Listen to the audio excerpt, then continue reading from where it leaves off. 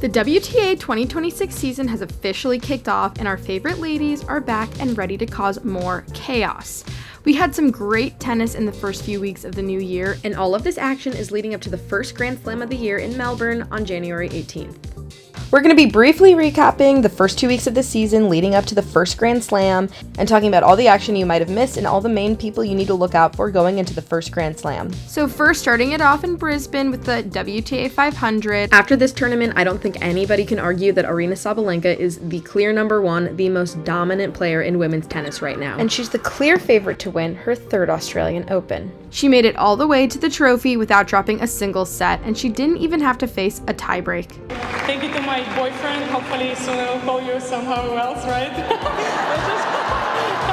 We also saw a replay of last year's Aussie Open final with Madison Keys, but Keys is still in a little bit of a form struggle right now, and Aryna handled it pretty easily. Gets her revenge. The biggest surprise coming out of this tournament was a red-hot Marta Kostyuk, who was playing some of the best tennis we've ever seen from her. She flew past last year's US Open finalist Amanda Anisimova and even put a bagel on JPEG to face Aryna in the final. Goodness me. Her best results at a major have come in the 2024 Aussie Open, where she lost in the quarters, and if she plays like she did this week, she could really beat anybody. We also saw many of the top women at the United Cup, including Coco Gauff and Iga Swiatek. We got to see these two play each other again in their very famous head-to-head rivalry at this point. Coco looked super strong in this match, and she took it down in straight sets, and she put up 0 double faults against Iga. Massive improvement to the 14 double faults she put up on Bustos Maniero when she lost to her in the group stage.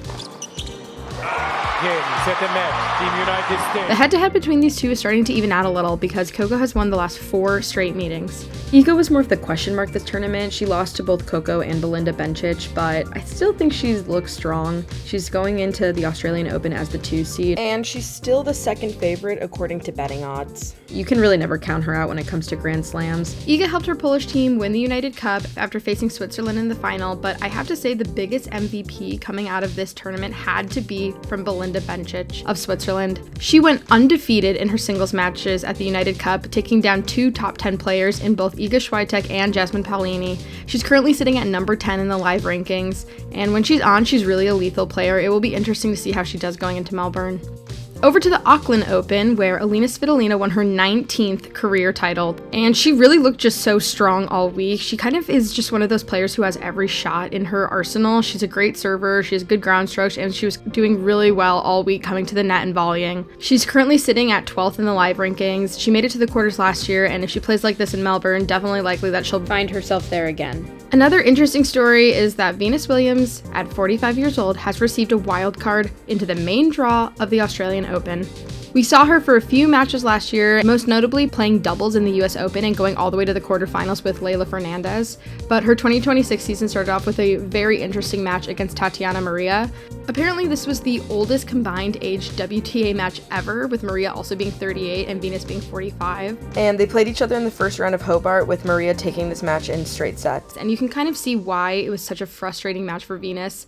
Maria's just such a tricky player because she sends everything over with a slice, and her forehand slice in particular is so hard to deal with. So Venus is set to play Danilovic in the first round of the Australian Open, and if she wins, most likely she's going to be playing fellow American Coco Gauff, and I can only imagine the crowd if that is the matchup that we are given in the second round. Stay tuned for that.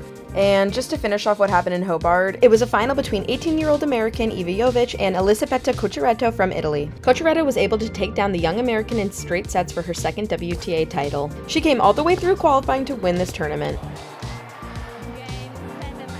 Cucciaretto is the champion in Hobart. The last tournament before the Australian Open is in Adelaide, and we're just going to briefly talk about the final.